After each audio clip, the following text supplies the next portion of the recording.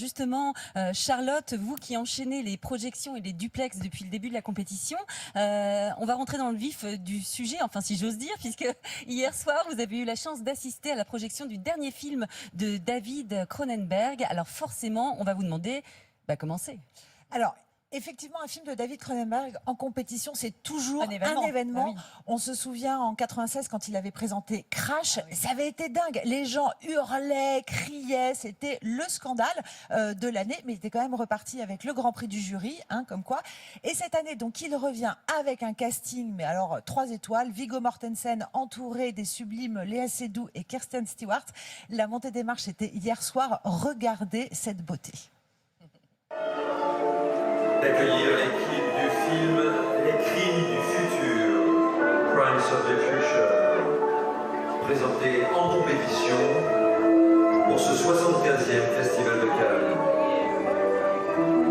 Son réalisateur, le Canadien David Cronenberg. Les interprètes, Léa Seydoux, Kristen Stewart. Alors Charlotte, ça c'est pour le côté glamour, mais est-ce un Cronenberg tel qu'on peut l'imaginer?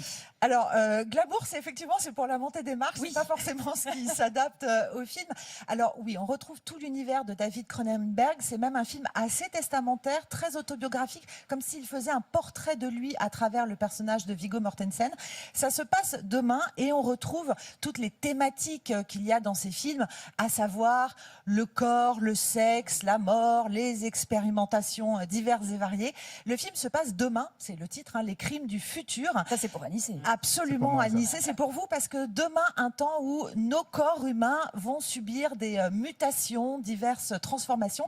Et le film raconte l'histoire d'un artiste d'avant-garde qui met en scène des expérimentations sur son propre corps dans des spectacles avec la complicité de sa maîtresse, c'est Léa Seydoux, et sous le regard d'une inspectrice du Registre national des organes. Voilà, je vous passe les détails parce que c'est le matin, on est au petit-déj, on est sous le soleil. Mais quand même, je vous apporte quelques images. Rassurez-vous, elles sont tout à fait visibles. Regardez. Moi, je ferme les yeux, moi. It is time to stop seeing. It is time to listen.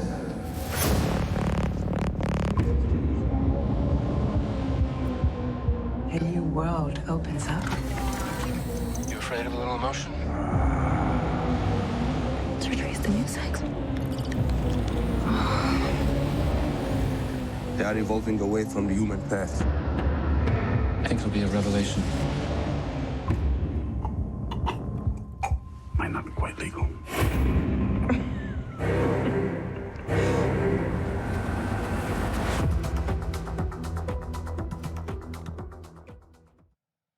Bon, Charlotte, on est d'accord qu'on n'y va pas avec les enfants, c'est pas un film grand public. Non, non, vraiment pas. Le film est interdit aux moins de 12 ans. Je vais quand même dire qu'on a été un peu déçus quand même, honnêtement. Pourquoi ?